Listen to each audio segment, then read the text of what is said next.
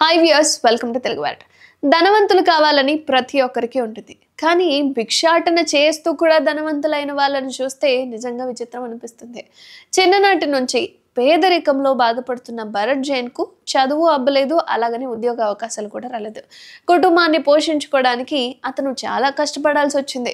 ఈ పరిస్థితుల్లో భిక్షాటన ఒక్కటే అతనికి ఏకైక ఆధారంగా నిలిచింది. ఇక రోజుకు ఒక 10 నుంచి 12 గంటలు భిక్షాటన చేస్తూ దాదాపు రోజుకు ఒక 2000 నుంచి 2500 వరకు సంపాదించాడట.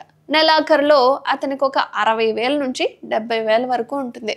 ఒక చిన్న ఉద్యోగి కూడా సంపాదించలేని మొత్తాన్ని భరత్ జైన్ సంపాదించాడు. ఇంకా ఆశ్చర్యకరమైన విషయం ఏంటి అంటే, జైన్ ఆ డబ్బును నిర్లక్ష్యంగా ఖర్చు చేయలేదు. బదులుగా అతను దానిని జాగ్రత్తగా ఆదా చేసి పెట్టుబడి పెట్టాడు. తర్వాత అతను ముంబైలోని పరేల్ ప్రాంతంలో డబుల్ బెడ్రూమ్ ఫ్లాట్ని కొన్నాడు. దాని విలువ దాదాపుగా 1,50,00,000 వరకు ఉంటుంది. అదేవిధంగా అతను థానేలో 2 దుకాణాలను కొని అద్దెకిచ్చాడు. ప్రస్తుతం ఆ ఆస్తుల విలువ 1 కోటి కంటే ఎక్కువగా కూడా ఉంటుందట. మొత్తం మీద జైన్ నికర ఆస్తుల విలువ దాదాపుగా 7.5 కోట్ల వరకు చేరుకుంది.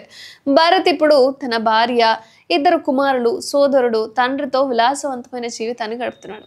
అతను తన పిల్లల్ని కాన్వెంట్ పాఠశాలలోనే చదివిస్తున్నాడు.